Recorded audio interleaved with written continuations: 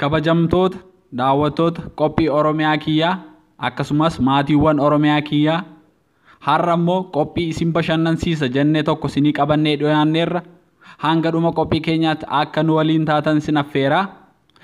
Gamanumaan gara qophiitti. Bara tokko ture haadha manaa fi abbaa manaatu waliin jiraachaa ture. Haati manaa kun otuu abbaa manaa koo dhiiseen deeme akkam ta'a jettee teessee yaaddi. Akkam akka aaru baruu barbaadde. Gaaf tokko yommuu inni manaa ba'u xalayaa barreessitee keesse. Siif obseen dadhabe. Anaa fi ati waliin galuu hin dandeenye. Kana booda obsa koo fixadheera. Si wajjin gubachaa jiraachuu hin fedhu.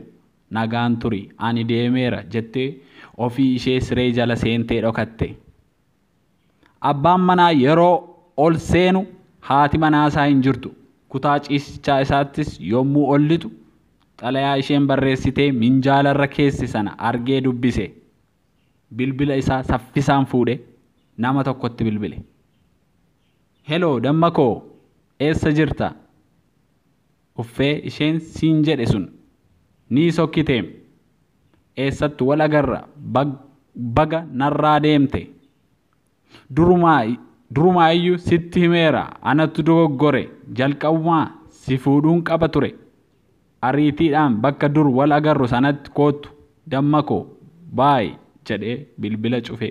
Kutaa haati manaa isaa waan kana hunda siree jala ciistee afaan ishee qabattee caqasaa turte. Waan gurri ishee dhagee kana amanuu dadhabdee hirqinfattee boosse. Imimmaan fuula isheerra dhangala'e. Dhiira amanuun kanuma jettee gaddaa fi aariidhaan gubatte. Siree jalaa baatee kutaadhuma ciisichaa sana keessa yeroo abbaan manaa ishee balbala mooraa banee gadi ba'u. Kutaa saaloonii yookiin immoo gorduuba achi dabartee waraqaa wayii kan abbaa manaa ishee barreessee kaa'e argite. Waraqicha fuutees dubbisuu jalqabde. Akkas jedha. Atillee na dhokachuuf yaadde ani garuu miilla kee siree jalatti argeera. Nan sobe eenyuttiyyuu hin bilbille.